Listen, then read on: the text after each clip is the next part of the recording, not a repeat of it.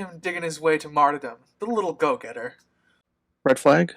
And welcome everybody to this episode of the Cheap Seat Critics Podcast, Season 10, Episode 2. With me today we have... It's Season 9. I'm a geeky writer. Hello! I'm Crimson Maroon. And I'm Sprinks, and that's absolutely correct. It is Season 9. I'm stupid. No, you're doing great, buddy. We're professionals here, remember. Today we are covering the YouTube short film Lackadaisy. Yeah. And I have my list thingy that I always forget to pull up, so sorry. You got this. We have a TikTok and Instagram, which is at Cheap Seat Critics, if you'd like to go check that out. But if you remove that S at the end, so just at Cheap Seat Critic is our Twitter. We also have a Facebook with Cheap Seat Critics Podcast. And then if you want to see the visual side of things, youtube.com/at Cheap Seat Critics, where you'll see the slideshow of whatever we're covering, as well as our PNG tubers. And we also have a letterbox as well. So, fellas, today is my pick, and I chose Lackadaisy. It's the second YouTube coverage we've done, besides Mystery Incorporated. This is true, yeah. I figured it was just a nice little change of pace. We always cover films and shows, which is, this is technically an animated film, but still a short film. Yeah. I have a little bit of facts to go over that we have here. So the initial release date of this was March 29th, 2023. It has a runtime of 27 minutes, estimately. Its budget was $330,256. I could not find a quote-unquote box office revenue for it. The rating from the facts section, all I could find was from the facts section on the website, quoted they'd probably garner a PG-13 sort of rating. Its directors are Fable Siegel, I believe it's pronounced, and Tracy Butler. And Tracy Butler is the person behind the webcomic, which this is based on. And then a little bit of fun facts I have here. The animated film is a standalone story that... Oh, please, sorry. Cut my own stuff off. Take these all with a grain of salt. Found them on the internet. Who knows how true they are and how false they are. So, but continuing, the animated film is a standalone story that happens outside the canonical timeline of the comic. Cats were used because mobile ears, tails, and big eyes helped emphasize gesture and expression more than human characters. Plus, when dealing with Definitely animation, sociopathic... that's probably true. Sorry. Yeah. No, all good. When dealing with sociopathic criminality and gratuitous violence, how could it not be cats? Which was taken from their facts section. The name of the speakeasy that the story revolves around is titled Lackadaisy. It's also in a obsolete dictionary word that has come to be better recognized in the form of lackadaisical, a term describing half-heartedness or listlessness. However, it's derived from an old interjection expressing sorrow or regret, alack the day, or sometimes alackaday. And last fact I have here, it's about a troupe of jazz musicians and unlikely gangsters running a St. Louis speakeasy in the era of Prohibition. It falls somewhere in the realm of historical fiction, drama, dark comedy, and abject nonsense, which somewhat fits in the genre of the thing itself as well. Abject nonsense? I can definitely see how that plays its role. But I think on retrospect, I think that they handled it very well. Yes, and then one other thing I didn't fully write down. It was more like an answer to a question, not a fun fact, but there is the inaccuracy of it being 1927 setting, and there's zoot suits, which wasn't around until the late 30s to 40s. It was just an error of sorts when doing the comic of the time, and then with more historical knowledge going forward, it was altered and changed to more of a jazz 1920s look. Right. It does, yeah. It certainly scratched my itch, I suppose, for the Prohibition era. So, All right, and that's all the facts I have. I guess we can go with history. Crimson, what's your history with Lackadaisy? All right. I never heard of it. Going into this, you picked it for this season, and like, sure, let's watch it. I watched it, and that's my history. Wonderful, short, sweet, to the point. Writer. yeah. Mine's nowhere near as long. I watched it for the podcast. Yeah, never heard of it before. But so I had no idea what I was in for at all. But I do recognize the webcomic artist. I think I've seen some of their work. I don't know if it was on this specific webcomic though. Um, but it was I quite enjoyed myself. So All right. And I guess lastly for me, who might have the little most here, I was recommended it on YouTube when it came out, late March, early April. I watched it, enjoyed it. This is my third time seeing it, and I figured it was just something that could be a good pitch of a change, as I said earlier, for the pod, of something from the YouTube ends or other media platforms to be viewed. So, the structure we decided to go with today is popcorn. So anywhere and everywhere, being that it's only about 27 minutes long, shouldn't be that hard to follow where we're at. Does anyone have anything to add before we begin? Nope. yeah, not really until we start. So All right, wonderful. Well, we are going into it. Popcorn structure. Let's start off with writer. all right, I'm gonna do what I always do. I start from the beginning because we had I think we alluded to this before we started the podcast while we were setting up. What did you all think about Rocky's opening monologue about the Mississippi River? Springs, you go first. Lot of old lingo. Very whimsical. Puts his emotion into it, so emotionally attached. Definitely very handy with words and singing and songwriting, being that he's able to rhyme that fast without patching himself or pondering over what would follow. Yeah, So I got a lot of Rocky's character from the opening. I think that's a fair assessment. Do you want to go next, Crimson? Because you kind of Yeah. yeah. Here, quick, you get a lot of Rocky's character here. Unfortunately for me, I did not like Rocky at all in this. I found him to be quite annoying. But towards this, I guess it's more of a poem than a song. It's referred to as a poem. I'm not the biggest fan of like hoity-toity poems, which is, I think this kind of falls into line because it's a song pretty much describing the Mississippi River, and even references Old Man River, which did that come out this time or did it come out after 27? I didn't check that. But I do not know. Old Man River, that song is also a song about the Mississippi River. So they drew connections with that, which is good. Obviously, they did their research on the era, so I would imagine the song's probably out by this time. I mean, if you were to sing a song about a river, the Mississippi is the one. Yeah.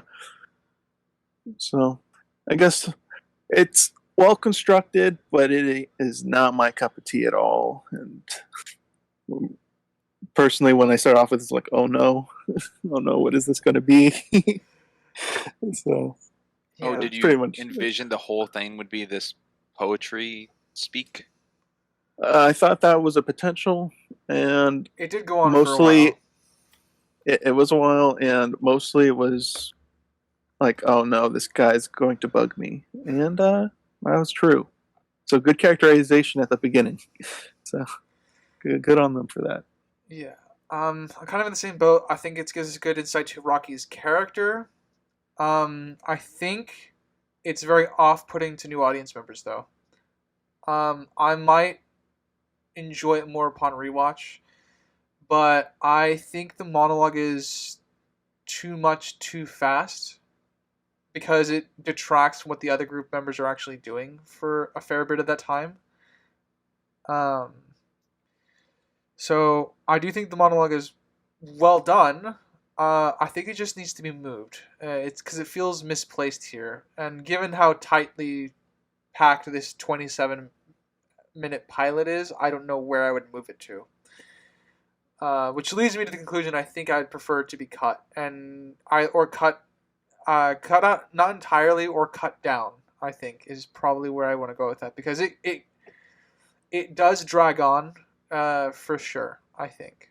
Um, but like I said, the good thing to come out of it is I do understand Rocky's character. Um, I just it feels very very misplaced. Yeah, I'm kind of with you where I don't know where it would go, but I agree that it was certainly Yeah. long. I think Maybe poem lovers out there think it's totally fine, but I think it was a I bit think much. I think you brought it up, Crimson, where it's like you were worried that this would be the whole thing. And being this is my first watch through, I also had that bit of like, all right, we're like 2 minutes in, and he's still going. We're at 3 minutes in, and he's still going. What's going on? You know. Yeah, it was a bit long. That being But said, the animation, great. I loved it. yeah, I was going to say regarding the scene itself, there's some good imagery going on screen. There's a shot of the bridge from down by the Mississippi at one point, where in the background you get these. I forgot what that pattern's called, but it's very indicative of the 20s. It's just in the sky. It's like the archways overlapping each other, Mhm. almost a scale pattern, but not quite. Very indicative of the time. Nice little artsy look to that, and the moon going within the circle gear or whatever that was. Whatever that design was. I don't know what Yeah. that was. But I liked the look of that and the symmetry because it was centralized. Yeah. The reason I brought that up as my first point is because it gave me mixed feelings as we were starting out. Um, I think I still have mixed feelings on it. So, um, but yeah, that's it for me on that point, I guess. I liked another detail with Crimson pointing out things in the background during the beginning. The moon reflection in the water starts off obscured to resemble a cat, and then gets clearer to be a crescent moon. Mm-hmm. Hmm. There's a lot of good visuals in Since, this. since actually, I think that's fair. Writer, let's say Yeah. this got recommended to you on YouTube and you clicked on it. Would you have finished it after this beginning? Um, I No connection to the podcast or anything. I think the visuals might have kept me in. But in terms of a hook, I don't think this services very well. Obviously, in Sprinx's case, it did work. So tell us your thoughts on, I guess, this monologue. For me, or is that to I said Sprinx. So Oh yes. shoot! I didn't even I missed my own name. Sorry about that. What the opening monologue to me, I think it's fine.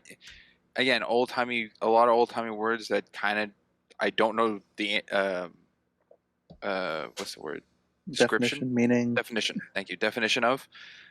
So I didn't fully know how much of it is into Rocky explaining like a beginning of world building of what's going on in this fictional time period. Not fictional world they're in. How much of it is just him expressing himself? It is interesting that he's on the whole other side of the bridge to join up with his team, which makes me think he started off with his team because they probably all arrived in the same car together and then walked down the bridge to only walk back.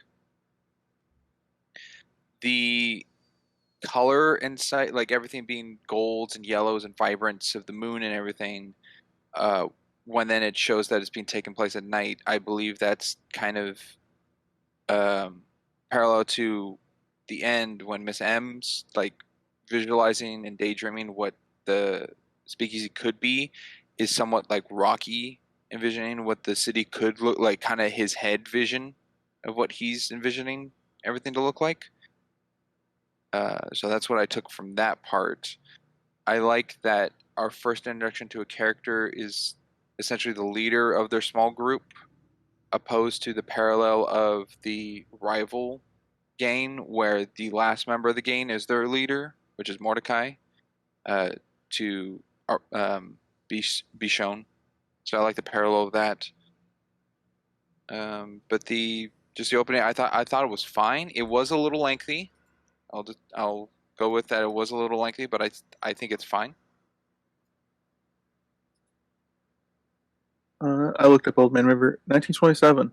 So I guess the song just came out, and Rocky's liking it.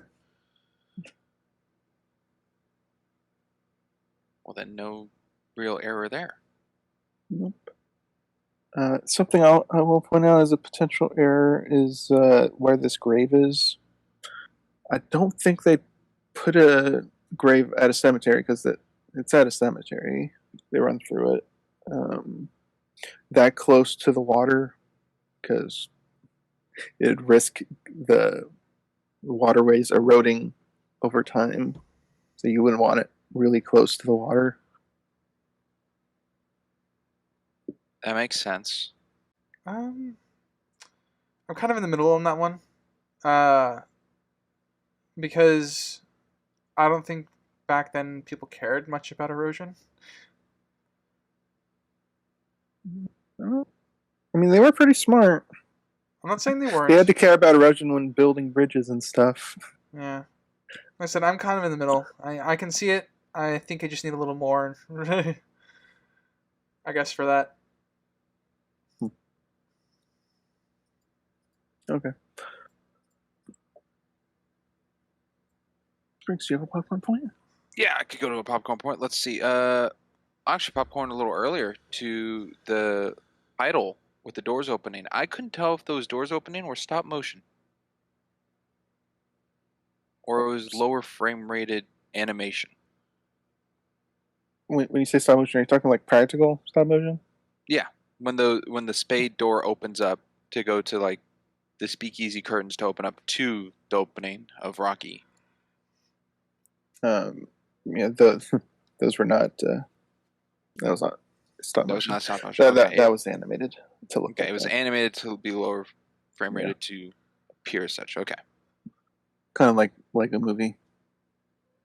Mm-hmm. I do kind of on similar to your scene, Springs. I did like our audio cue into this. Like throughout the entire background, we had like the kind of naturey wilderness aspect of sounds as we kind of fade into the through the logo and on eventually into the circus where Rocky's performing in his head. Yeah, I think it was kind of like a. I think on retrospect that's kind of like a scene setter. Like we know that he's not in a circus because of that almost. Like it's cueing us to where he's really at, which is, not performing on stage. Well, Zip doesn't at the end. Rocky's not main vocal lead, is he? No, I think he's just a performer. He's just background violin.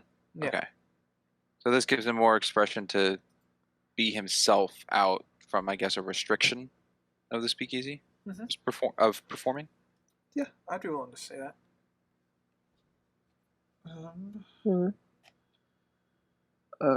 I guess I'll just talk about the design of the characters in this.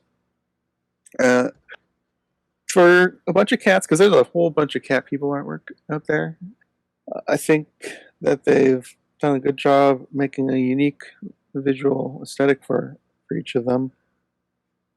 Every character stands out as pretty unique and recognizable without being overly complicated looking. Like Mordecai, he's just a black cat with some white on his face and green like eyes, trench coat or oversized coat, something like that. Yeah, but he's instantly unique looking. I think they did good with him. Is Mordecai the only one with glasses? I think so. That might be a Mr. standout. Sweets at the end. Did he have glasses? I don't remember. Don't think so. Mordecai's boss. I don't remember. I don't think Mordecai's boss did. There might be other people with glasses that are added if this continues. But Wick wasn't wearing glasses. Yeah, and with the visual aesthetic, I did like the underdrawing, the undersketch. yes, What's going on? yeah, you can definitely see the drawing lines, but I actually think like it adds to it almost. It adds to like the dark. Era. It adds to the era's aesthetic almost. Yeah. It definitely gave me like old Disney work of like Jungle Book or Sword and Stone, that kind of look. But because of cats, it gave me big Aristocats kind of styling because they did that with their cats. Yeah, I haven't seen Aristocats. I do like how pretty much every time the cattails move, they're not really ever stationary, which is pretty accurate to cats. Yeah, there's a few scenes where I just paid attention to or I rewatched because I just wanted to see what the body detail was like just the subtle movements that cats' bodies always make, like their ears twitching and their noses wrinkling or their cats swishing, and I think that's pretty consistent throughout most of it. And I think the body language of cats got pretty marked down. They got that. Yeah. I think one of the most standout ones to me currently in my head is when Rocky's going around when they get to the construction rig. Mm-hmm. He's like looking around for things, but he's like stopping, staring, little twitches, and then he's scurrying off. Yep. And then for a small, air quotes, small project, they had a lot of people working on this. I don't know if you were able to see how many they I did sit through the worked on credits. it. I did sit through the credits. Yeah, there was a lot of people who worked on this. They all did a wonderful job, I think. Well, after I watched this, I did watch someone's YouTube video who was an artist on this, and they were all in a group Discord because it was COVID while this was getting made. And there was 170 people involved in making this. Pretty good. Wonderful. I'll go into a little thing that I don't know if it's just if it fits to Rocky's character, but when he falls off the bridge because his hat falls off, and he falls, he doesn't land on his feet. He tumbles. True. I don't know if that just is a somewhat visual that he's not graceful. Oh yeah, I would never say Rocky is graceful throughout this film. I will say nonsense on that violin not breaking. Nonsense on the violin not breaking, and man, that hat flew really far. The violin definitely would have broke. And I wouldn't complain really too much about it because it's like a cartoon. But then they bring it up later saying, and the violin didn't even get damaged. Then a string broke. Okay, well, now that you're saying that it didn't break, and now it's relevant that it should have broken. I should have left that one alone. I agree. Did Rocky have the violin when he was in the construction, or was it just left in the car? I don't think he had it on him. He was using both hands frequently. The dynamite. Yeah. So I guess that was in the car. If the violin was just in the car the entire time. Well, I'm saying when it got thrown off the bridge. When he fell, yeah. Yeah, that should have, if not destroyed it, at least damaged it. But it didn't get damaged. It had a freaking string break, which wouldn't have been the only damage. The bridge of the violin at the very least should have popped out. They paid homage to the idea that it would get damaged. Yeah. I guess a question for writer, being that it has to do with writing, how did you enjoy the wordplay of spirits in the graveyard scene? Let's see. I quite enjoyed it, from what I remember. I don't really have any specific notes on it. Let me see. Double check, because I might have written something. Good catch. I didn't catch the double meaning on it, but yeah, that makes sense. Yeah. Yeah, no. I was just curious if you thought it was good and well done. If you thought it was overused. Oh yeah, I think it's well done. Like I said, for me, it's always usually it's about execution for me. Even if I think a tool is overused or a specific trope is overused, usually if it comes down to it being executed well, I'll be okay with it. But yeah, I think I quite like this one. Yeah. Okay. And then it went over Crimson's head. I'm hearing. Just. It went over your head. Well, I mean, I took it at face value. I didn't think of it as spirits as an alcohol, but that makes sense. So, I guess it went over my head. Yeah, Canadian whiskey buried somewhere near the Mississippi. I find it funny. Assuming this is probably isn't the Mississippi, but it's pretty still funny. well. St. Louis, so that's pretty south. Yeah. Canada. Yeah, I'm trying to think. I've only been to St. Louis once. I'm trying to remember if that is the Mississippi that I drove over. Ryder, you were on this bridge. No. Well, there was a lot of bridges crossing the river. Oh, yes. So. Did you see the annoying cat? Okay, yeah, that is the Mississippi River that goes through St. Louis. Okay, yeah, all right. I figured. Well, it would be weird if they had be. a song, and it wasn't the river. Yeah, I figured it would be. I just wanted to double check right now because never know. Historical accuracy. Yeah. Yeah. Let's talk. I guess I'll bring up the way that Rocky found this little stash. I think it was the obituary of Herman Halfham Shifley or whatever. Yeah, whatever the name is. Because both them, the Lackadaisy bar and the bad guys are both have the same supplier, which is kind of a plot point they threw in at the end there, saying that the supplier's double dipping. So I'm going to imagine the supplier dropped hints in the obituary, which Rocky picked up on to get the coordinates of the alcohol. Could be. Oh. There was one line that was used later by Miss M on her introduction that said their new supplier was the funeral home. Mm-hmm. Which made me think the funeral home is what would stock the coffin and gave them the coordinates to, or the information of. Yeah, I mean, the funeral home, some independent person that then gives it to the funeral home. It's through the funeral home, I agree. It's just for Lackadaisy and the bad guys. They point out the supplier's double dipping. Yes. Yeah, because the supplier is just looking to get their merchandise out. Yeah. In the obituary, he circled Biddle.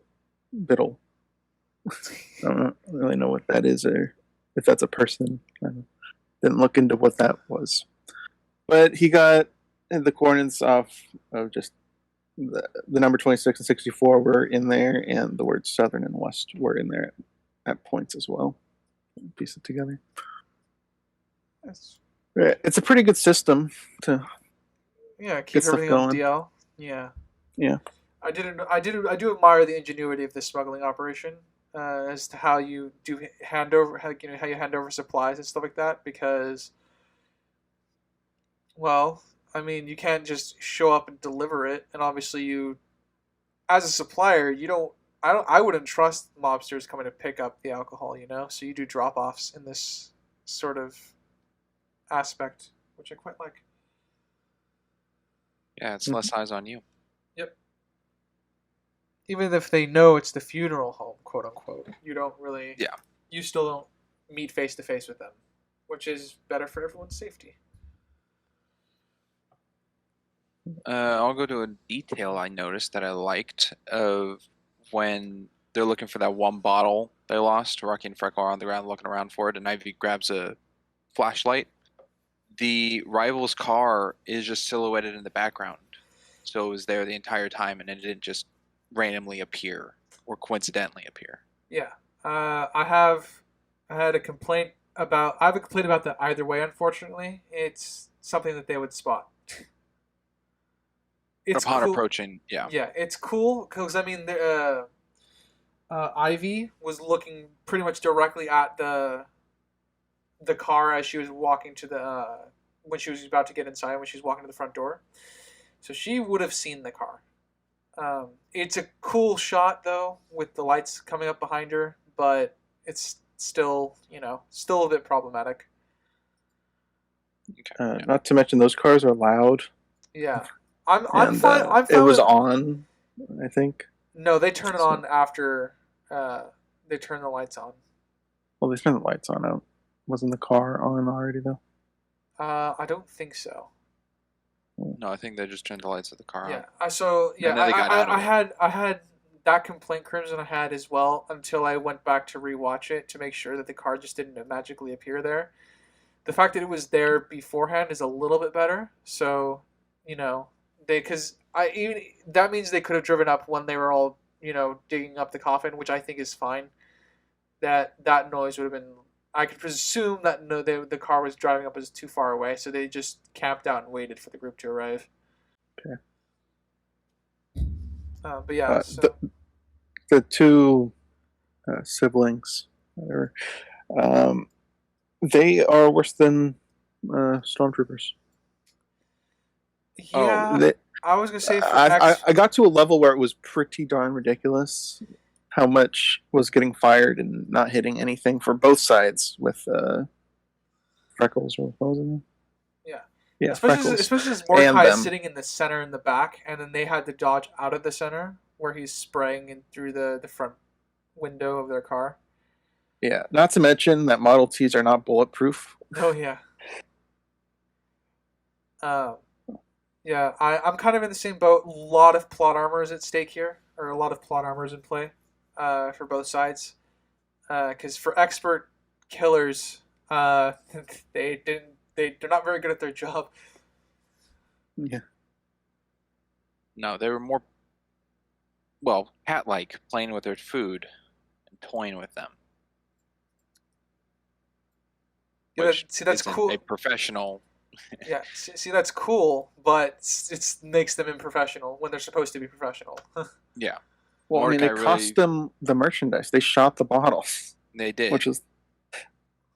Yeah, when they shot the bottles, I'm like, I guess they're not after the merchandise, and then they talk about it later how they're there specifically for the merchandise, and I threw my hands up. Yeah, so it's past the point of them just playing around. They're actually destroying what they're there for when they didn't have to. No, and Mordecai doesn't even speak up about, like, careful where you're shooting. You could damage the goods or anything like that. Yeah. He's just telling them to, like, stop fooling around. Yeah, well, I mean, the benefit, the only benefit that this scene really has is that the siblings are toying with their food, and they eventually drop that, but it's still like, it's still overdone to the point of them being unbelievably incompetent. Yeah, and this is the only time I caught an animation error during this chase scene, where they shoot the lock of the chest and then it opens and then Rocky closes it and then gets stuck outside. It wasn't even locked when they shot the lock. I don't know how that got by, because I rewound it to check, and it was unlocked when they shot the lock off. So I think I have only one animation error as well. I may as well just bring it up now since you brought up this one. I think one of the shot glasses disappears in the ending scene after when Ivy. The fiver poured. What? When the fiver poured with the. No, when the bartender slides the glass away from Ivy because she wants a drink. Initially, it disappears underneath. The full of it disappears under his paw, essentially. Oh, I didn't notice that. It's minor, but it's there. So, thought I'd just bring it up because we were talking about animation errors. I do like. I took this as a Blues Brothers reference. when they said we fixed the car and it would cut back to the car and the car was in like it's in workable condition before it just falls to a bunch of pieces. Oh, that's just the classic. Everything's I all fixed good it. now. Then Yeah. explosion. Yeah, I take it to the Blues Brothers because there's a scene specifically in the Blues Brothers where the car is like that. It's in workable condition and then it just falls to dozens and dozens of pieces. So I'll cut to, since it's popcorn, the end credit scene when Mordecai's on the phone and Sweets says the word dragon through gritted teeth and the smoke from his cigar comes out. I think that was just a good play of visual with the word choice. Sure. I like it. Yeah, that was good. Made him resemble a dragon. Yeah, Saying such a thing. yeah, blowing out the smoke and hot breath. I totally see where you're going with that. I think I'm just trying to think of like, if you have a favorite character of the trio, who is your favorite character? I mean, our main trio, the Ivy, Rocky, and Freckle. Freckle. Okay. Well, mine's Rocky. Yeah, I'm not surprised. I'm not surprised. Yeah. we assumed going in. You like those annoying characters? Eccentric. No, he's Yes, not annoying. eccentric. He's just crazy. The girl, I forgot her name. I wrote her name as Hotzi Tootsie. Hotzi Tootsie. Ivy Yeah. Yeah, her Ivy. name is Ivy, but I also wrote down Hotsy Totsy because that's how she's introduced. Yeah. Probably her, even though. Well, I guess they all had, fairly even time. I guess. Freckle seems like he's going to get a lot of development if the show continues on. But she seemed pretty balanced overall for a pilot. Yeah, the only thing I didn't like about Ivy is that she just magically learned how to drive a car. Yeah, that is a whole thing that I did research on for this. So I'll turn it over for you. I'll turn it over to you in a second then for that. Okay.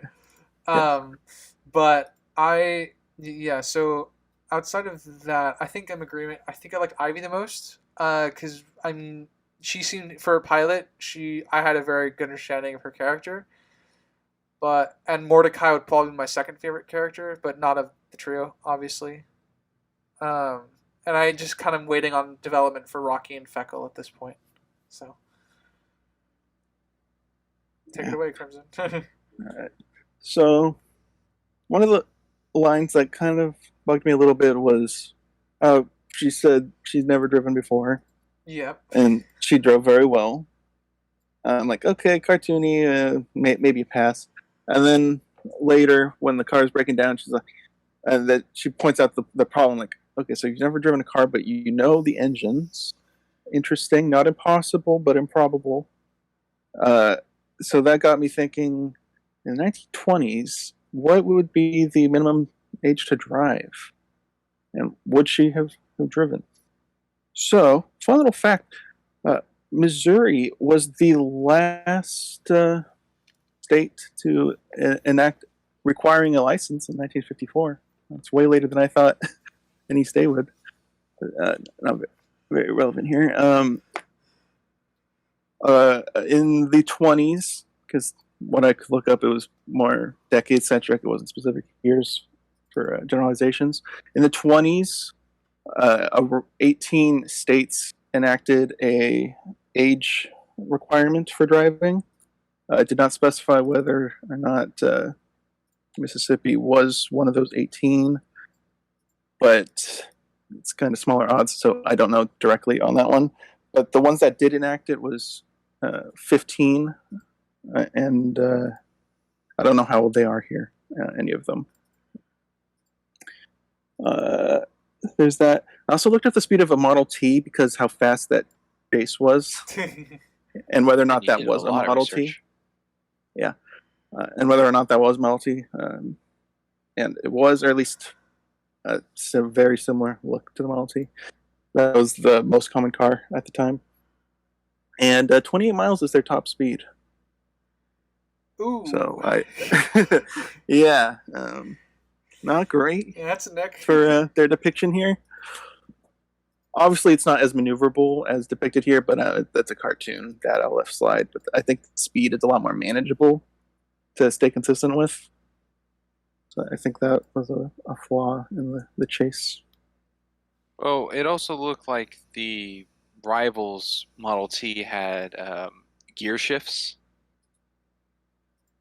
Well, The theirs wasn't a Model 2. It was I couldn't Oh, figure out what car there was. It was a different car than what they were driving. oh, okay. So that one I don't know, but theirs was a Model T. That one I know. Yeah, like I said, I think one of the biggest flaws for me is because I mean, I would just not have had her say that I'm still. I wouldn't have had her say I've never driven before. I would have had her say like, I'm still new at this. Implying that she has had some practice.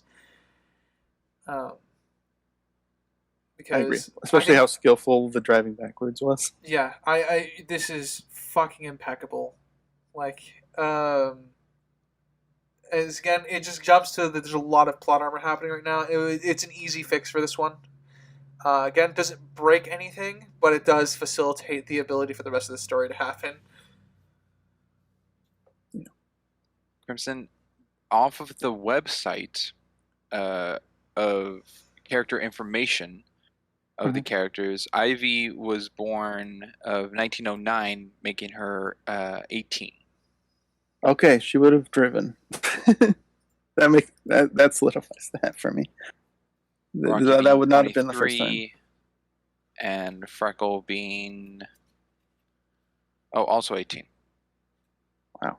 That kind of They're older explains than I thought. That could explains the non-romance. Yeah, they are older than I thought as well. I assumed they were in their teens, but I assumed like 15, 16 area, and then Rocky was obviously the older one. So, okay, well, now that we know their ages, I do think that's an issue that she didn't know how to drive or hadn't driven before. Which brings up the question, who drove them down? Probably Rocky, but we don't have any evidence. Yeah, I would guess Rocky, but again, as you say, no we evidence. know not her. Yeah. That's our evidence, is it wasn't her.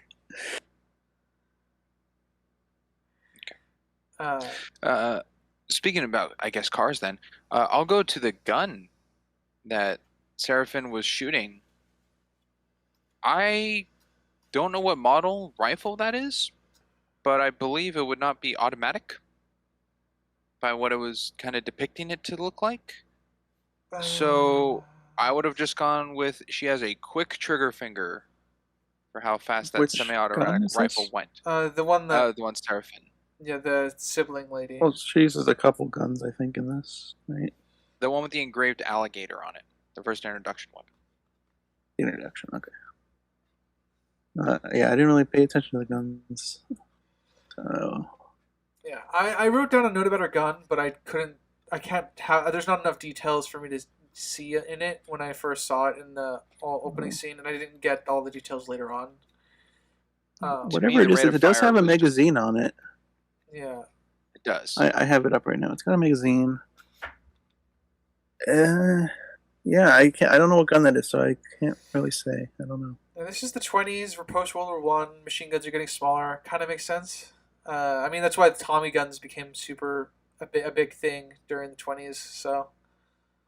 Yeah, I was gonna say it might be a Tommy gun without the drum barrel. Not drum barrel. The drum magazine. Yeah, Tommy's had more than just the drum mag, but the drum mag obviously is the iconic one. Yeah, that might be it. I don't know because the Tommy gun stock is shorter than the one she's having, and it would normally also have a forward grip. But okay, this one didn't have one. No, like I said, I didn't really pay attention to them. That's just something I picked up on because I could just go with that she has a quick trigger finger.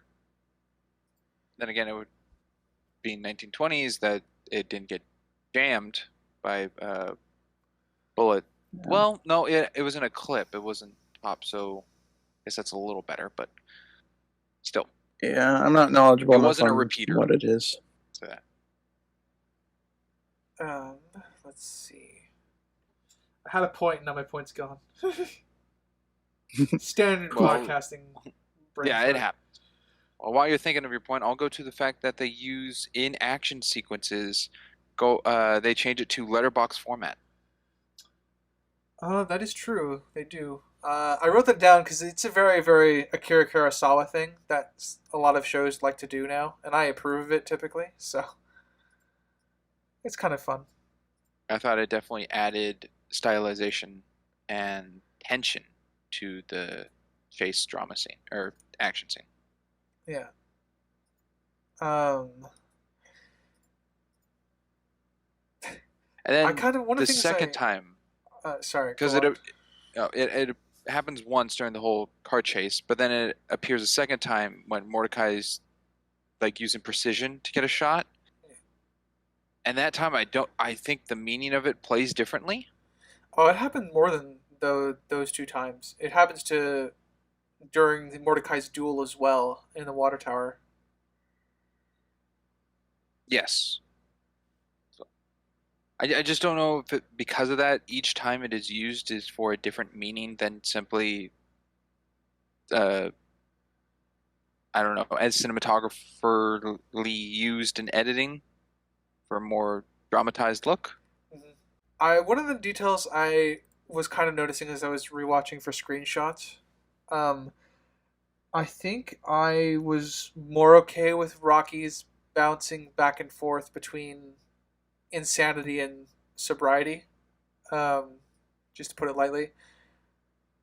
Uh, it's the same thing that triggered each one. Almost, it felt like a near death experience made him super crazy. Like he their car crashed into the abandoned construction site, and he kind of loses his marbles until he realizes he might be about to die. So then, like the splash of water, really when the explosion happened, when he almost bombs himself and the water tower explodes above him, he kind of sobers back up almost.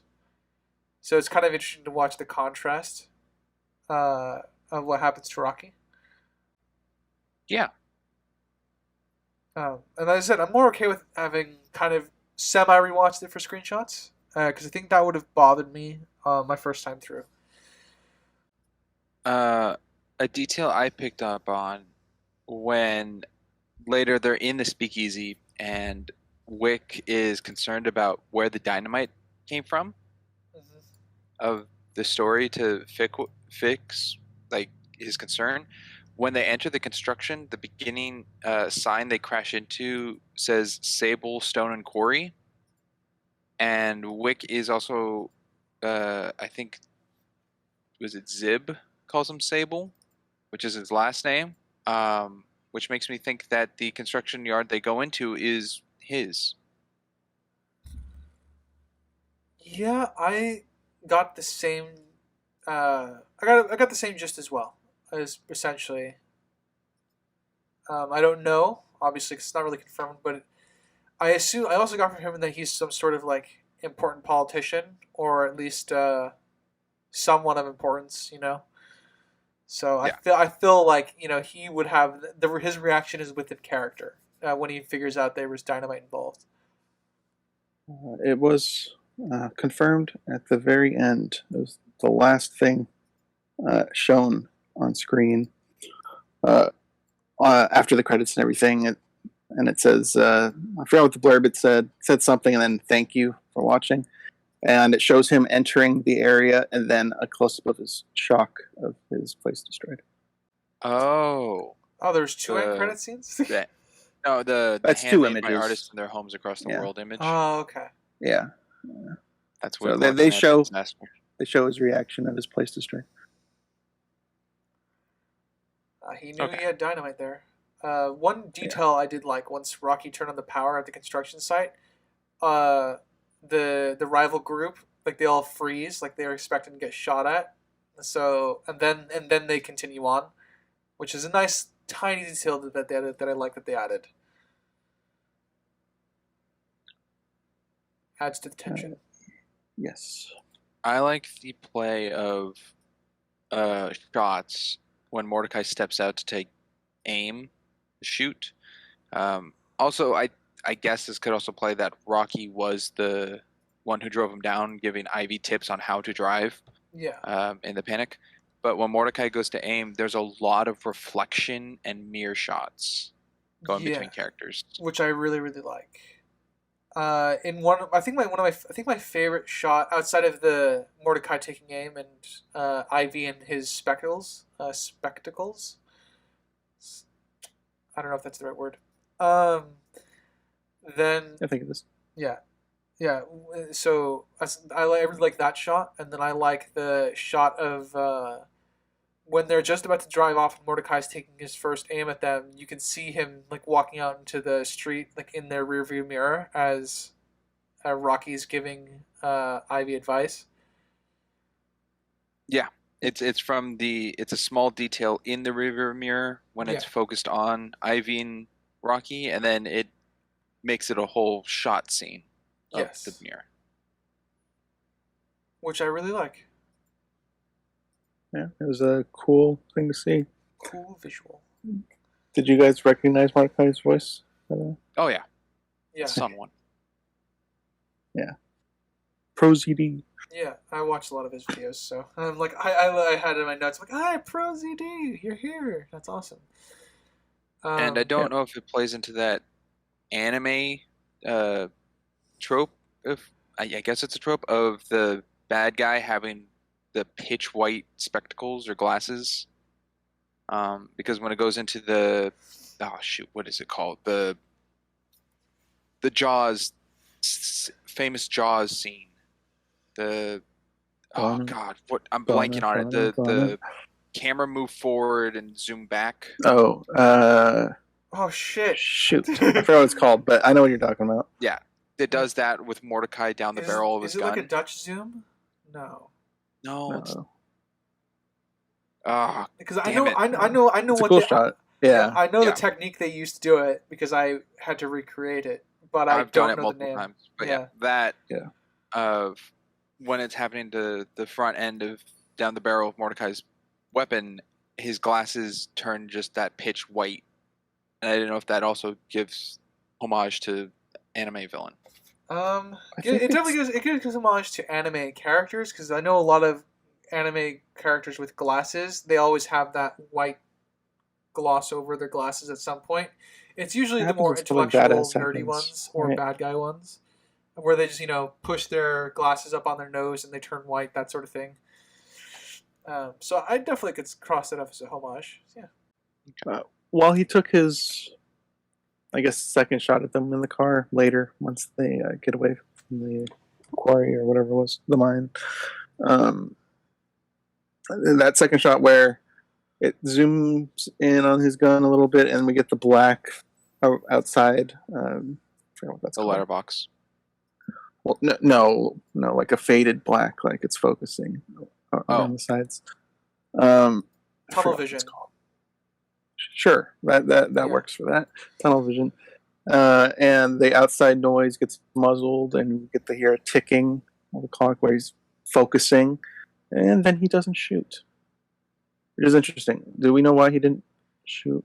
Yes, there is a throwaway. There is a throwaway line that one of the siblings chides him about him getting sentimental, and Ivy's the one in his sights when he is taking aim. So I think he just got sentimental. There's enough groundwork for me there. He also doesn't seem the type to be the one to get his hands dirty.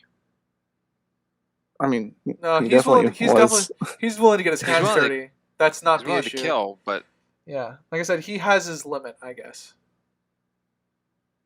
Yes, more to find out on him later. Yeah. So I think it works. Again, a lot of it's dependent on where his character is going to go from here, but as a setup, I quite like it. Something I like in coloring for the construction yard is it's very gray or dull blues, which makes every character in there stand out. Yes, and it contrasts wildly with Rocky's imagination when he finds the dynamite. Oh, yeah. Yes. I guess also a little error, I would say, for the construction yard. When Rocky can reach his hand in through the doors to just pull the beam out, doesn't seem like the beam can really does anything? The wooden beam? Yeah, I see what you mean.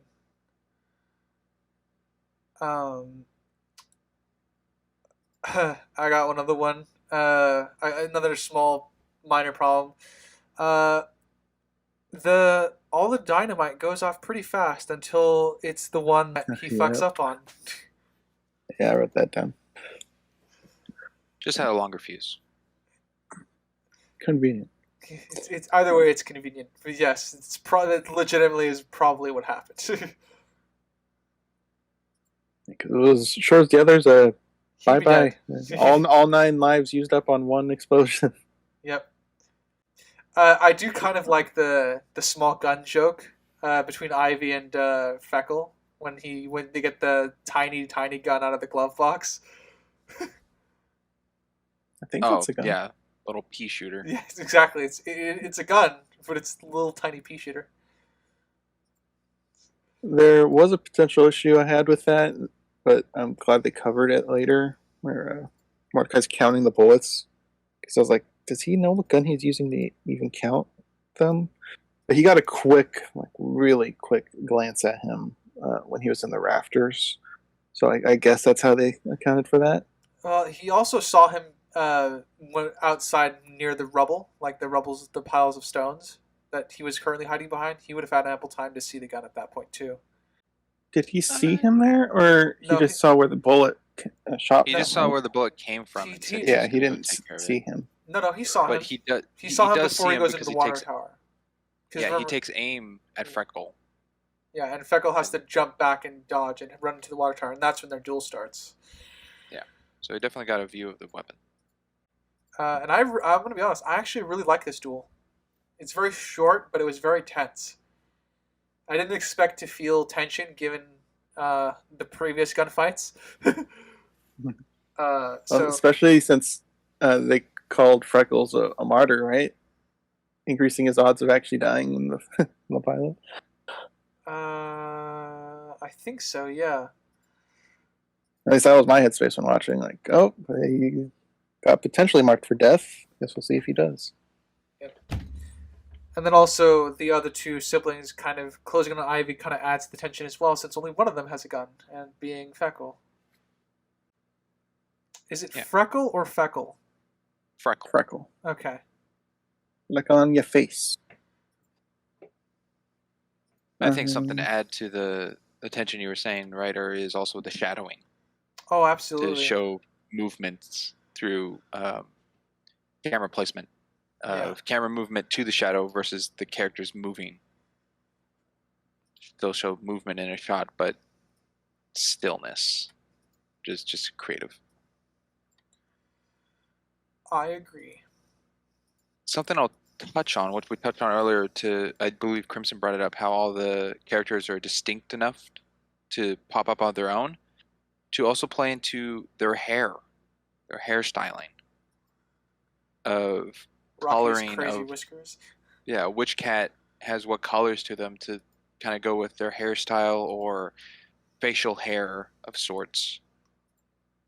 For example, I mean, Seraphim has the curl on her cheeks of her hair coming down, and Ivy has kind of that bob cut around, and then Zib and the bartender Victor have kind of like resemble a bit of a tiger, but the black outline kind of gives me like goatee kind of vibe. Mm-hmm. And then I don't know the names of the siblings, so the brother has like the mutton chops on the side.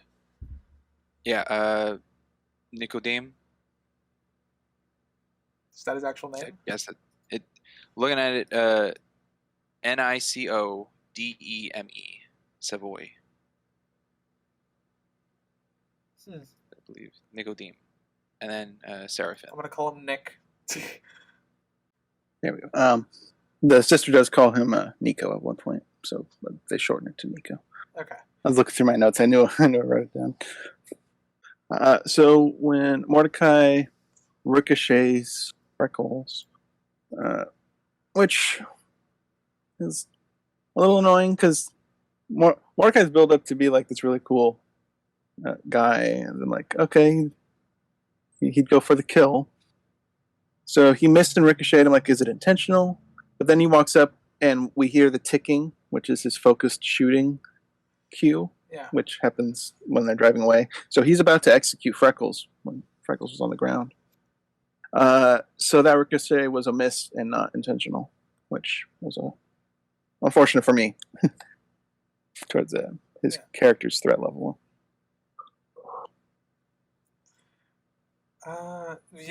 Freckles was trying to dodge, though, yes? No, he didn't even know he was about to get shot. Freckle was too focused on protecting Ivy. Okay. Watching Nico go through the door. Yeah. But I also like how Mordecai gave a pause. He didn't immediately go 6, turn, shoot. He gave a pause to see if a thought, like, even, what if it's an extended magazine? Yeah. Some sort. Like, he pretty much waited till he heard the click. Yeah. Or a pause for, like, a reload sequence or something. Rocky standing on top of the crane as it's driving. Man, plot armor. So difficult for anyone to shoot up there, I guess. Yeah, I heard that as well. They're the worst. I think they're worse than stormtroopers. Yeah, they were shooting. They were shooting when he was standing on. They were shooting when he was standing on. I just tilted my head. I'm like, okay. And also, really lucky that Mordecai got distracted by a fucking nearby dynamite. Which, fair enough. It is nearby dynamite, but also lucky that Rocky just threw it their way. Because Rocky's just throwing that stuff randomly, and he ain't throwing them very far. No, you're just going left to right. Pretty much. But sometimes just dropping it under. Yeah, I think that also helps with the fuse you were talking about earlier under the water tower, because some of them he drops and they immediately go off on like impact when they fall, and then others have a little bit longer time if they roll before going off. For example, the one in front of Seraphim that Nico knocks out of the way of. Yeah. So the fuses are different timed. Yeah. Well, just noticeably different from any others. Yeah.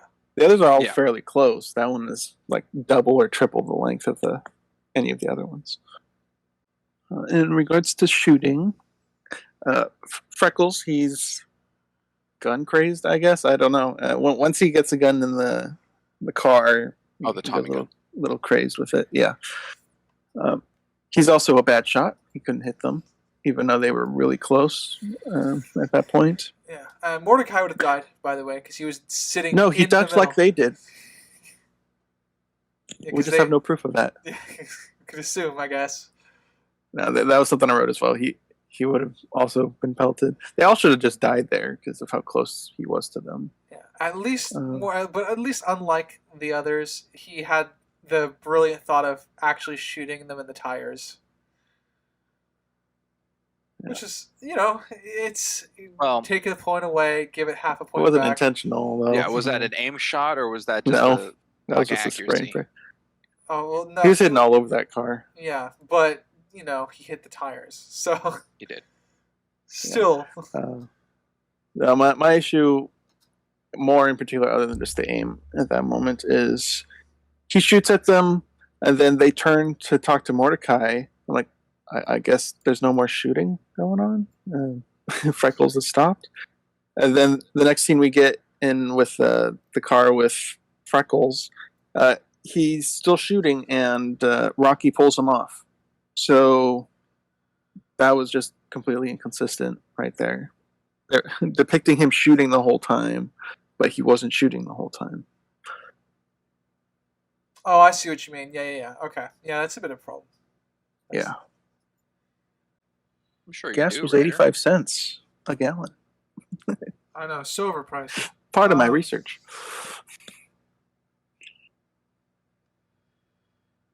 I kind of like that Mordecai hates water. Like, he's the only one that hisses at it. What part was that? Well, I think he had time to see it coming and was able to act. Everyone else was a bit distracted. Everyone saw it coming. Oh, the water tower. The only two that didn't see it coming were the two twins. Yeah, I'm looking at it. Yeah, they all stared at it, so I guess they all could have reacted. Do you think it's a little too much on the nose, which is funny being nose, that the hood ornament on the Model T that they're driving has a spade to resemble the speakeasy? It could be a Well, company I think it's a car. company car. Yeah, Yeah, consider they asked after it. Yeah. because Rocky acts like it's her car I at said the spade, didn't I? at the Club. Sorry. yeah the club. So I would imagine company car because it was not their car; it was their boss's car.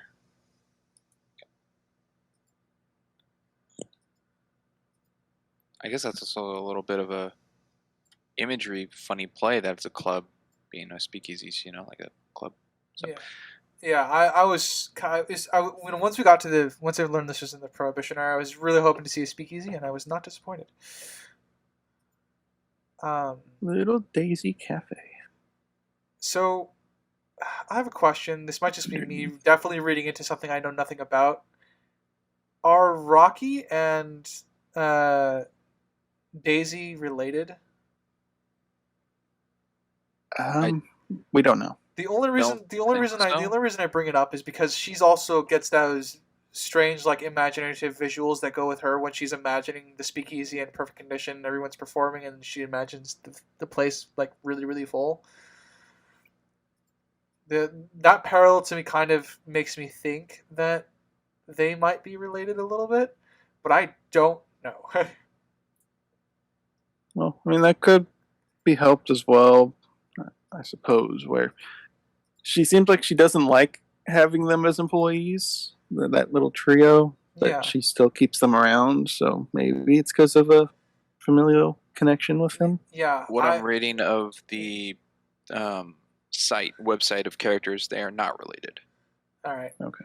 Yeah, The only 'cause relationship Rocky has is to Freckle being cousins. yeah, what I thought was the reason I thought that is because obviously she keeps them around at the end, but it came across to me like their group comes across to me, hey, mom, my friend and I can do this for you. My friends and I can do this for you. It came across to me like that.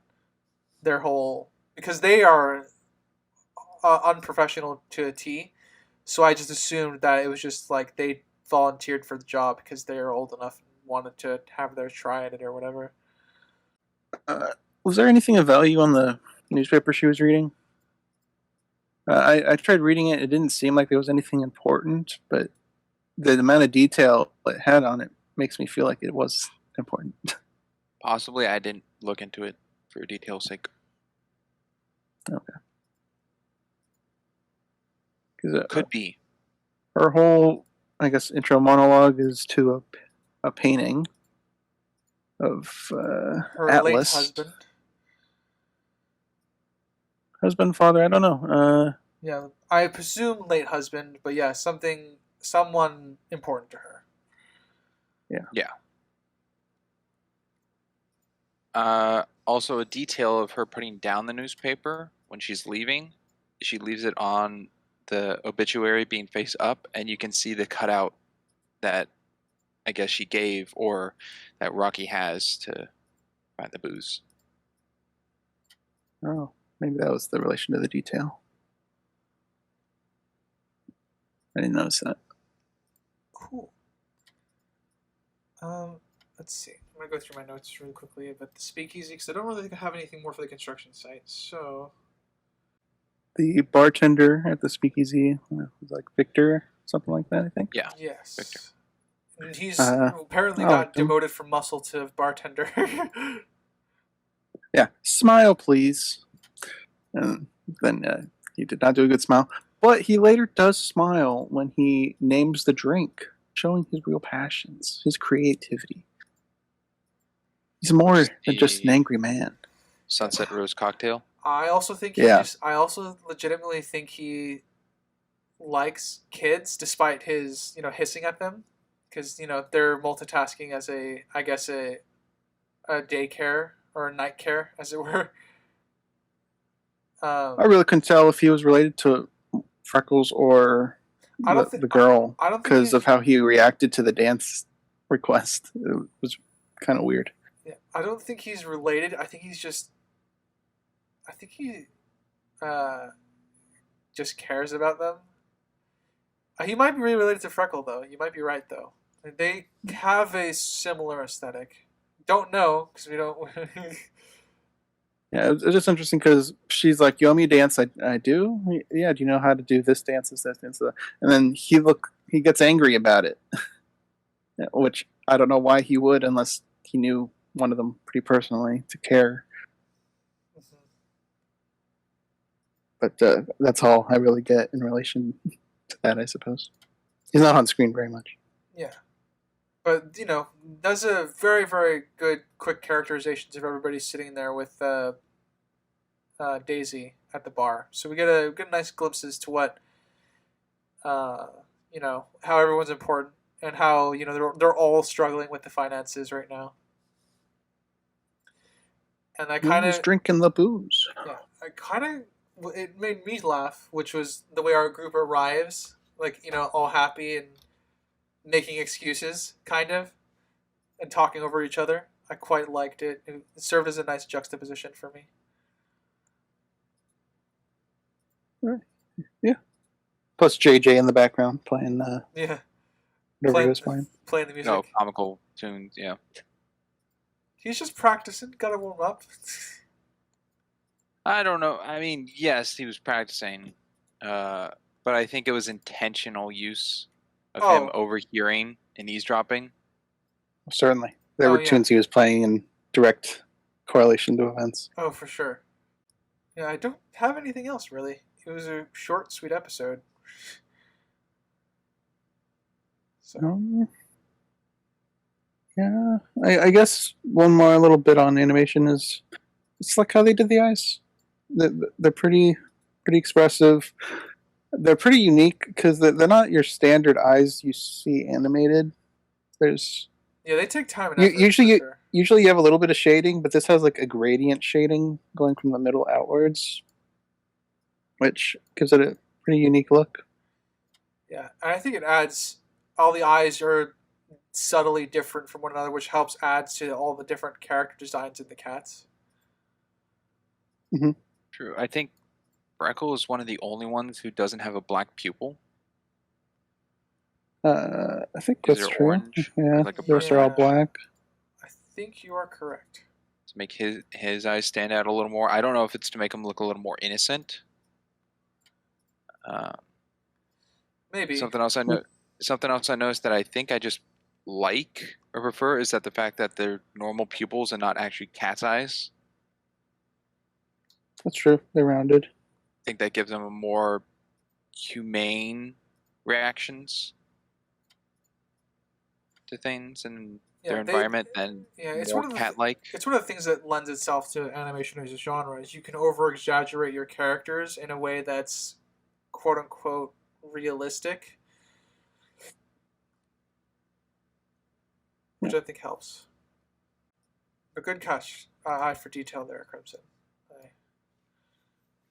Yeah, I'm not seeing really much else in my notes. All right. Something else I got is the Victor naming it Sunset Rose Cocktail, but that's also the name of the song that plays. True. Of the credit song. That's Lazy Daydreaming. Yeah. Yeah. I assumed that. Well, I assumed they named the song for the script or vice versa, pretty much. Like whatever they named the song when they were going to name the drink, kind of thing. But it's a cool thing. I like it as well. Oh, I do have one more detail. I kind of like that. The businessman is kind of demanding where all the dynamite went, and then Rocky drops his name and he kind of backs off. It was very small. What was that last part you just said? Okay. The businessman in the bar, I don't remember his name. I don't know their names very well. But Rocky, he was kind of pressing Rocky for details on what happened with the dynamite. And then Rocky ends up dropping his name as he's about to walk to stage. And he just immediately drops his questioning. Like the fact that Rocky knows his name is distressing. Which I find amusing. Yeah. Well, I guess one more thing I have is the credits themselves. They put a lot behind that when they really didn't have to do that. Oh yeah, they do that for a lot. They wanted to. They wanted to. Yeah, they did that. I think they did that for a lot of things. They didn't have to put in that level of effort, but they did. I think it's the after JJ's they tell JJ to shut up and stop playing, and we have the shot of the whole group next to the bar. Uh, I think that's where I noticed how like all the characters were moving on their own, even if it was subtly. Like they had their own twitches and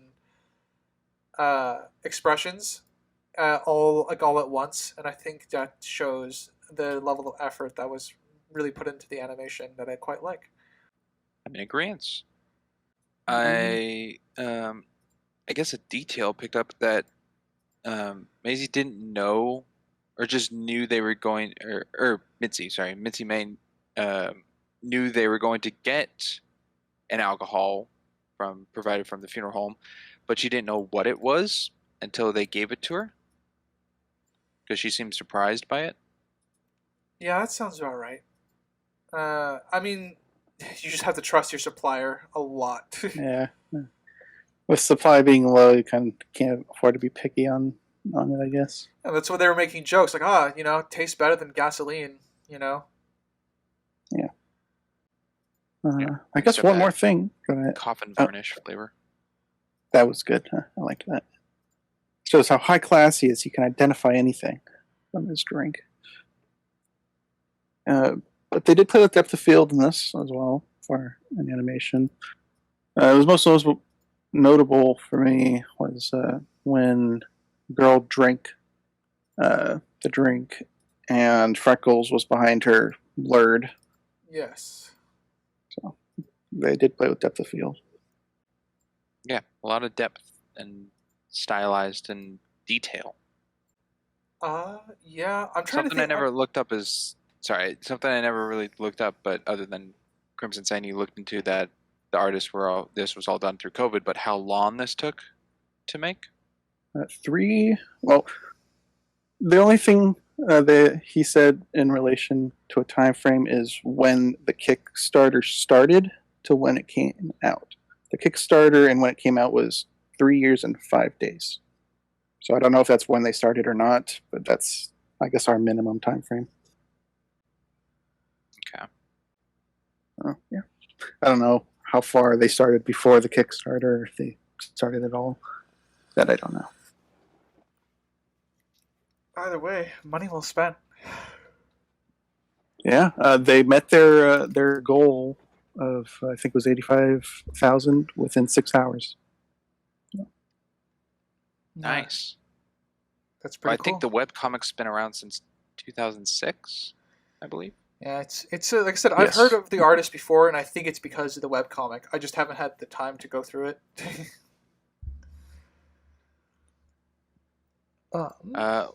Last thing I have of my notes is the very end with Sweets.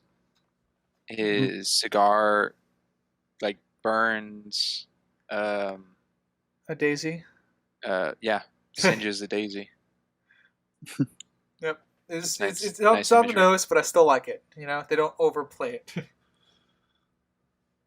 I do like the flower wilts from it. Yeah, nice detail. And then definitely, like I said, it definitely leaves you wanting more. I think so, which I think is a good thing for a web show. Oh, I agree. Always leave him wanting more. Unless you're ending it, then you should probably wrap things up. Question is going to be if it's like Mr. Incorporated, whether they're going to stay independent and take their time to make it, or they're going to get picked up by somebody and produce it quicker. We shall see, won't we? We shall see. Shall we move to ratings, Springs? I believe. I mean, is that everything? That's everything from me, Yeah. at least. I'm still running things over in my head. I don't. I think I don't know if I talked about this before the podcast or on the podcast. The trope of the bad guy not killing his henchmen because they failed. Yeah, you talked about that a little. Yeah, I don't know if it was, like I said, I don't know if I think it was before the podcast. So I guess I'll talk just a teensy bit about it now. when Mordecai was calling them, I was really worried that the bad guy would be super generic and just kill them all off because they failed. But no, he has a laugh at their failure, which I think is a little more endearing. It's like, okay, it makes sense why people follow him, you know? Yeah, I agree. That can be an annoying trope. It's overplayed now. It's an effective trope. I'll say it can be on the annoying side.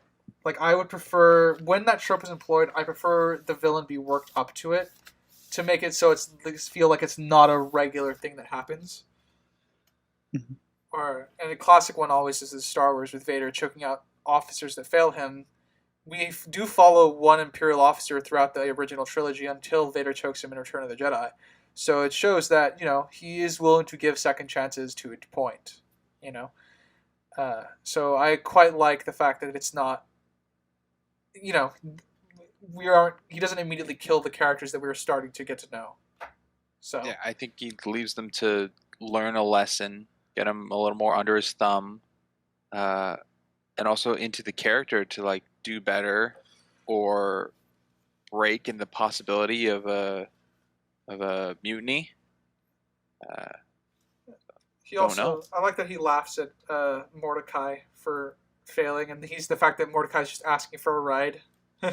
And you know, he's also actually implicitly trusts their advice too, because Mordecai is the one that makes the suggestion that they have to deal with the problem, and he agrees ultimately, which I think speaks volumes to kind of the level of organization that he's running.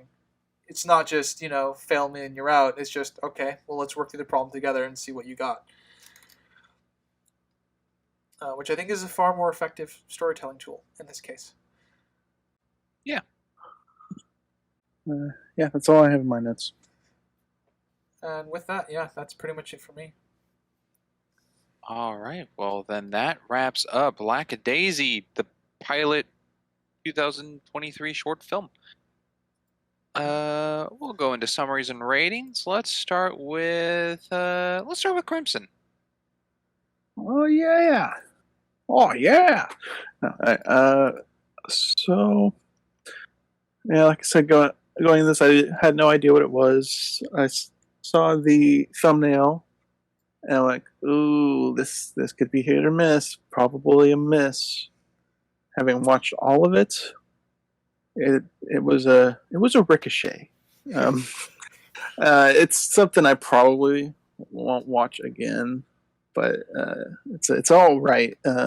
So subjectively, I'll give it a 5.5. It's certainly something I would have not watched from the intro. Even the thumbnail wouldn't have grabbed me. Yeah, I have to agree. I didn't really like the thumbnail either. The thumbnail gave me a similar feeling to you, Crimson. Like, oh, I don't know what this is going to be like. Yeah. So I don't know what thumbnail they could have done to portray it better. I mean, just the fact that it's a cat cartoon already for me is not a grabbing for me. I know it's probably fine for a lot of people. So subjective, obviously. But so going in, yeah, it was right. Objectively, it was fairly tight. We didn't point out too many flaws. I think with cartoons, there's a certain element with gunfights where you can miss a lot, but I think they pushed that too far in this with how much they do shoot and nobody getting hit or nothing happening because of it. Especially when there's very close quarter shooting, like Freckles shooting into their windshield when they're pretty much on the bumper or almost touching the crate in the back, and Rocky standing on the excavator or whatever the machinery was, where they just couldn't hit him even though he was just standing there. So, hit me, you know. It was, the shooting, I think, teetered too far to where I think it's an objective hit of how poorly they fought each other with it. The research I did will conclude that the car was too fast. I will not complain about the maneuverability because it's a cartoon, but the speed I think they could have stayed consistent to. With the age, knowing the age of all of them, I do think the girl, I forget what was her name? Ivy. I do think Ivy would have driven at this point, especially if she knows about engines. Being 18 at this time frame, I think she definitely would have driven before. Speaking about the driving with her, I agree with Ryder that she was too good for her first time, and they shouldn't have said it was her first time. Could have said she's done it a few times, but she's still learning, stuff like that. Ryder pointed that out. The intro, that's kind of hard because part of me thinks it's objectively too long, but I don't know, so I'm not going to put that as a tick, but I'll point that out as it was in my head to think about. The violin not breaking, it's minor, but I'll point it out nonetheless. Ryder and I pointed out 2 animation errors, which is pretty good. Especially for a fan project. It's not a full-on official production by a large company. It's crowdfunded. So with and I guess that was mostly negative stuff. Positive. The animation's really good.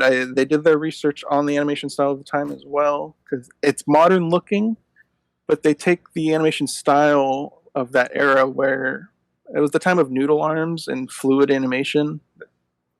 Cartoons back then didn't really have like joints, and that is something I don't think any of the characters in here had joints. They were more fluid in this, which I think was really good, especially with using cats. That they are very fluid animals.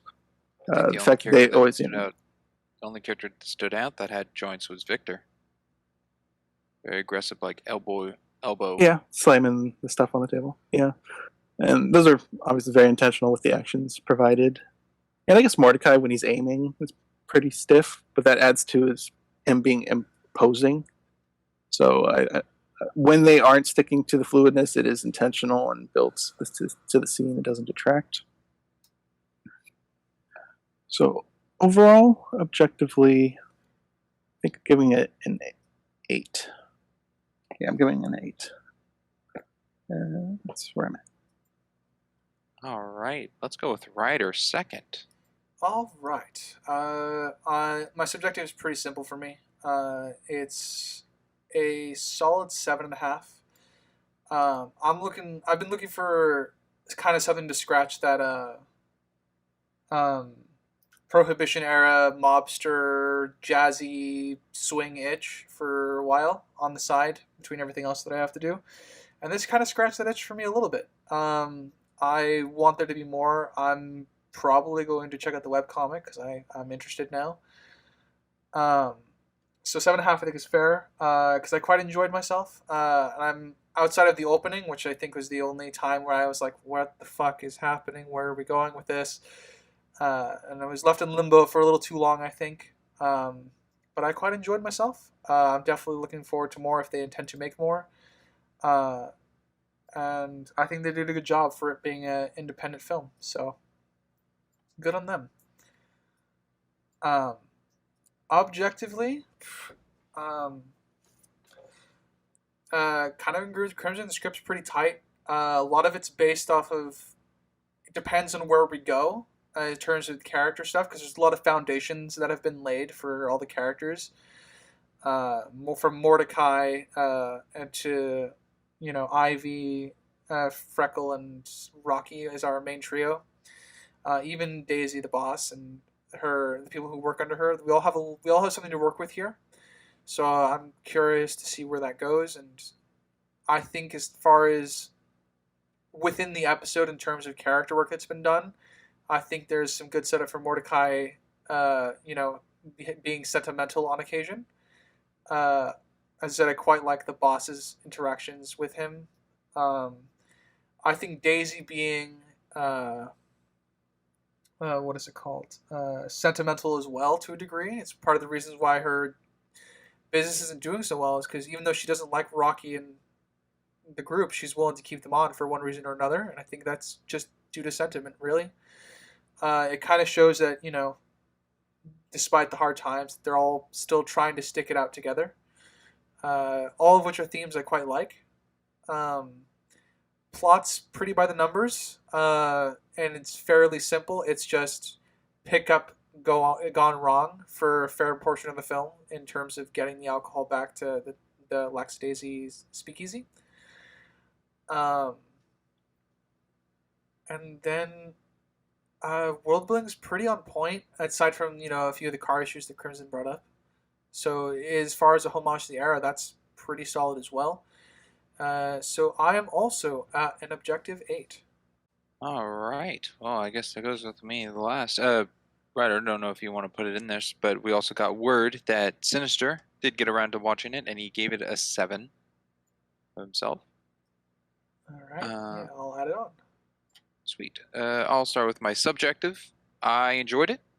I thought it was really good.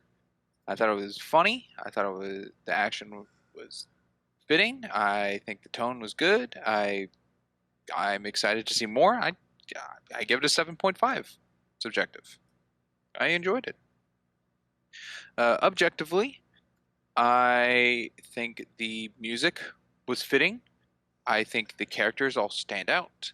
I really love the animation because it's something I've been saying for a while, actually, to those around me, that I think it would be, in the case of Disney, I thought it would be cool if Disney turned around and came out with a new hand-drawn animated movie to look like it was from the 50s or 60s. Oh, that would be so nice.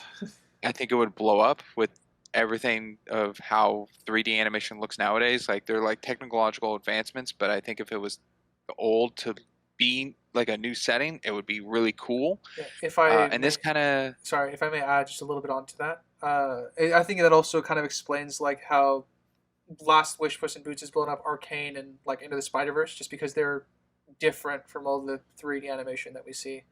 Yeah. So yeah, a different visual approach.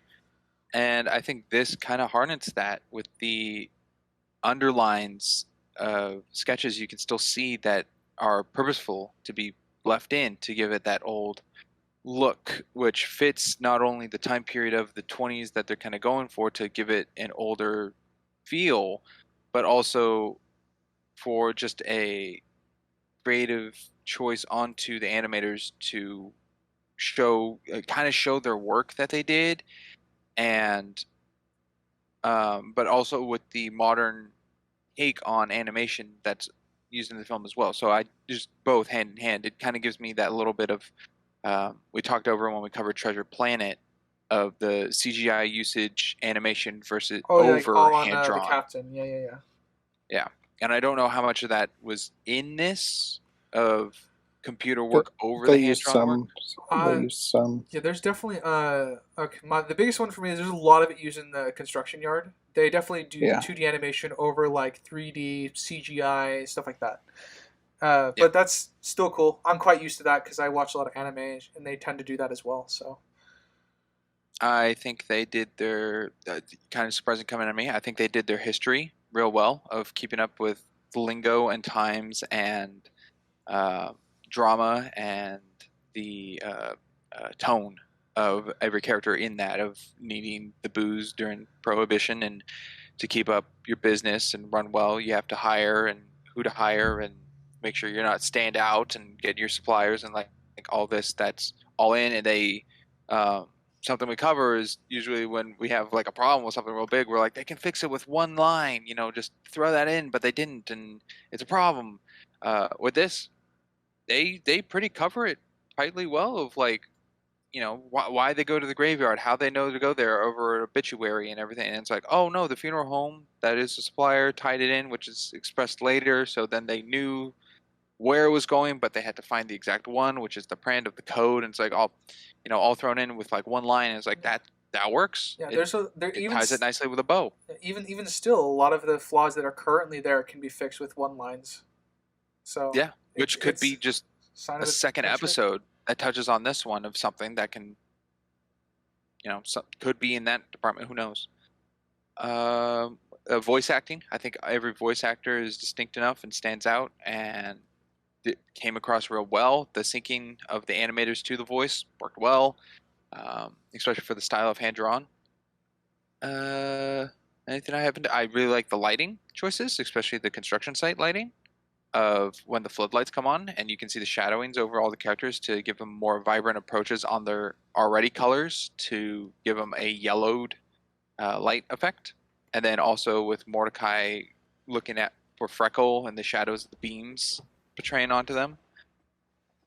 So I really like the lightings of that. Every character's outfit stood out. I don't know what it is. I think Rocky's like whole suit makes him look important and stand out versus Freckle, who just had the vest, giving him more of that sidekick kind of lackey sort of feel to him. And the bow tie, I think a bow tie versus a standardized tie, I think, is more smarts or preparation kind of show.